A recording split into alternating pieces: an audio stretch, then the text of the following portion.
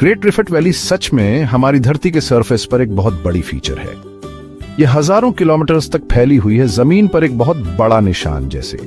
ये कमाल का वैली सिस्टम मिडिल ईस्ट से, स्पेसिफिकली लेबनान से शुरू होकर ईस्ट अफ्रीका से होते हुए साउथ तक जाता है। ये अफ्रीकन कॉन्टिनेंट के साउथ ईस्टर्न हिस्से में मोजाम्बिक तक जाता है।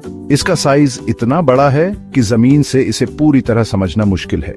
सोच कर देखो, लगातार घाटियां, वैलीज और गड्ढे, डिप्रेशंस हैं, जो लैंडस्केप को बड़े ड्रामेटिक तरीके से बनाते हैं। ये इतना बड़ा जियोग्राफिकल फीचर हमारे पैरों के नीचे काम कर रही पावरफुल फोर्सेस का सबूत है, जो हमारी दुनिया को लगातार बदल रही हैं।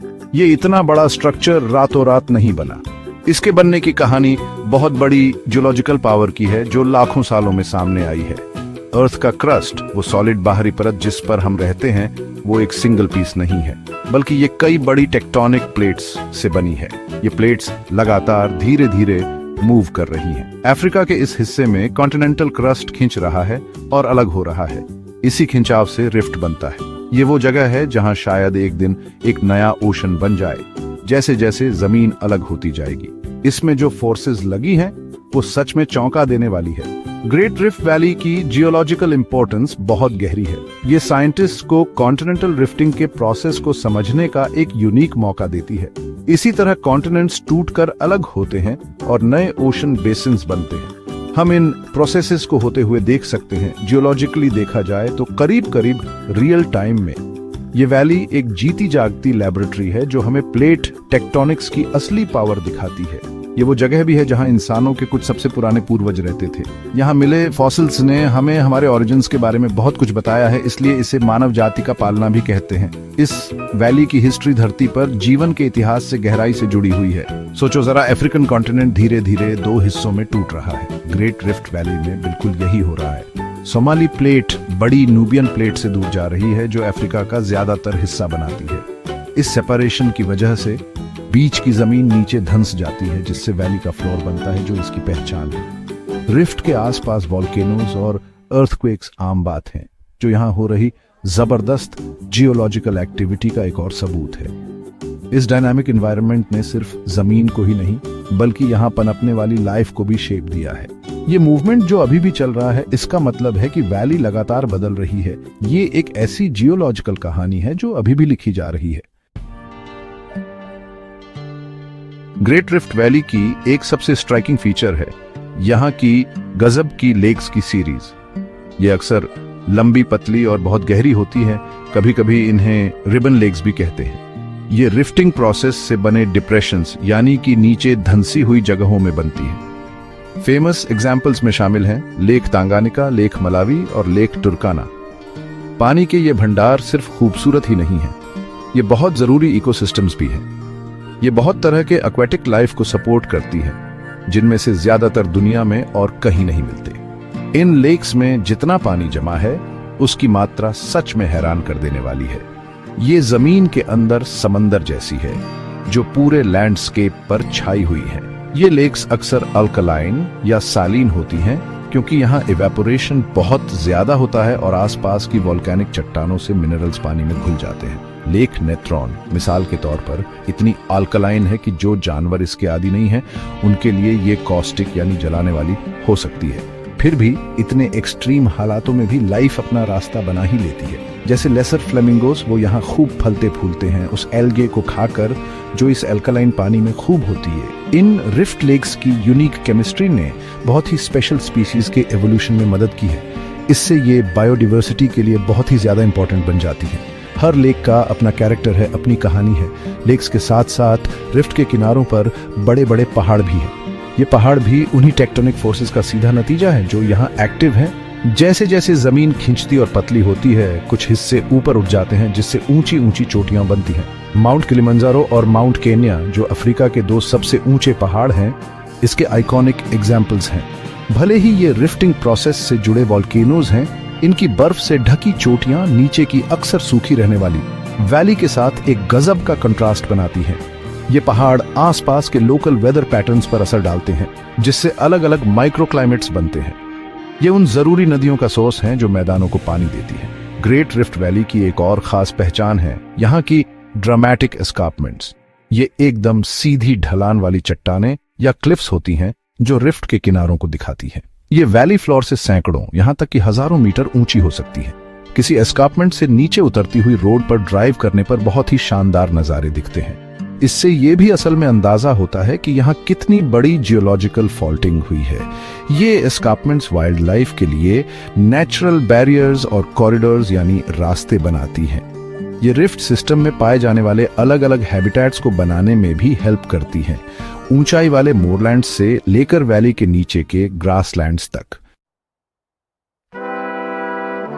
ग्रेट रिफ्ट वैली सिर्फ एक जियोलॉजिकल मार्वल ही नहीं है, ये एक सैंक्चुअरी है जहां लाइफ की इनक्रेडिबल डाइवर्सिटी देखने को मिलती है। इसके इतने बड़े इलाके में बहुत सारे नेशनल पार्क्स और कंजर्वेशन एरियाज हैं। ये प्रोटेक्टेड इलाके बहुत जरूरी हैं उस यूनिक वाइल्ड लाइफ को बचाने के लिए जो इस वैली को अपना घर कहते हैं। जैसे कि तंजानिया का सेरेंगेटी नेशनल पार्क पूरी दुनिया में फेमस है अपने एनुअल वाइल्ड बीस्ट माइग्रेशन के लिए। लाखों वाइल्ड बीस्ट जेब्रास और गजेल्स के साथ ताजी घास की तलाश में इन मैदानों को पार करते हैं।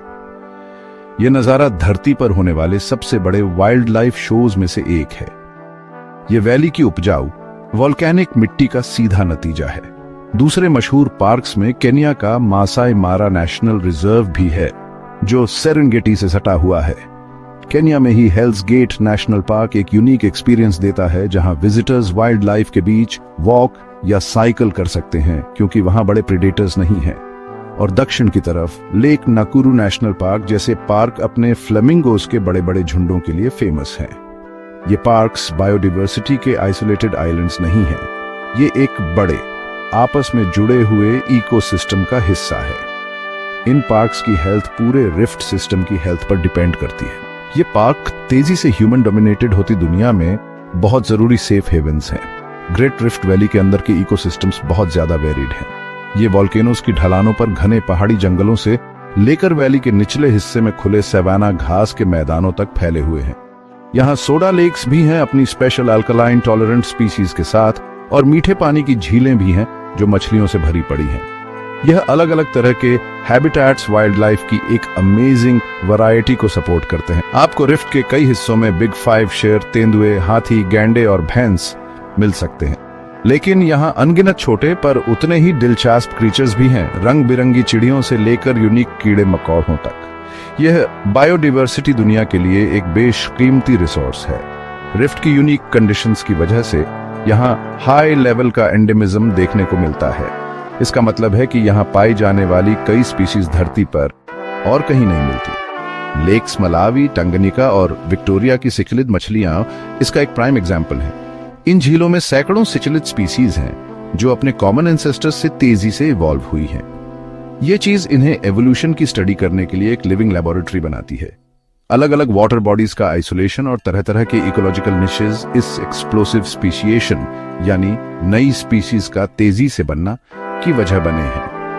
इन यूनिक लाइफ फॉर्म्स को बचाना ग्रेट रिफ्ट वैली के अंदर एक बहुत बड़ा कंजर्वेशन चैलेंज है ताकि आने वाली जनरेशंस भी इन्हें देख सकें और इनकी मौजूदगी बनी रहे। ग्रेट रिफ्ट वैली अर्थ के जियोलॉजिकल प्रोसेसेस को समझने के लिए बहुत ज्यादा इंपॉर्टेंट है। इससे हम कॉन्टिनेंट्स को बनते और टूटते हुए लाइव देख सकते हैं। यहाँ का जो रिफ्टिंग प्रोसेस है वो बिल्कुल वैसा ही है जैसे अटलांटिक ओशन बनना शुरू हुआ था जब सुपर कॉन्टिनेंट पैंगाया टूटा था।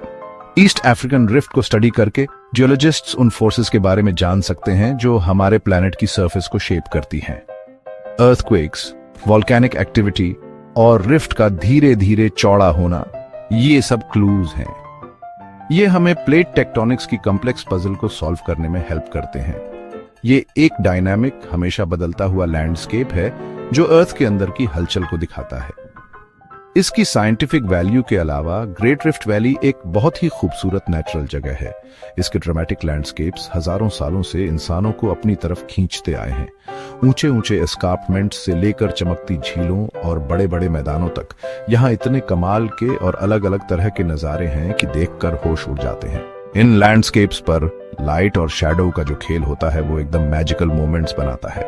ये फोटोग्राफर्स का सपना है और एडवेंचरर्स के लिए जन्नत। यहाँ की जो वाइल्डनेस और खुलापन है वो आजकल की मॉडर्न दुनिया में बहुत रेयर हो गया है। ये नेचुरल ब्यूटी पूरी इंसानियत की धरोहर है। इस वैली की इंपॉर्टेंस ह्यूमन हिस्ट्री के लिए भी बहुत है।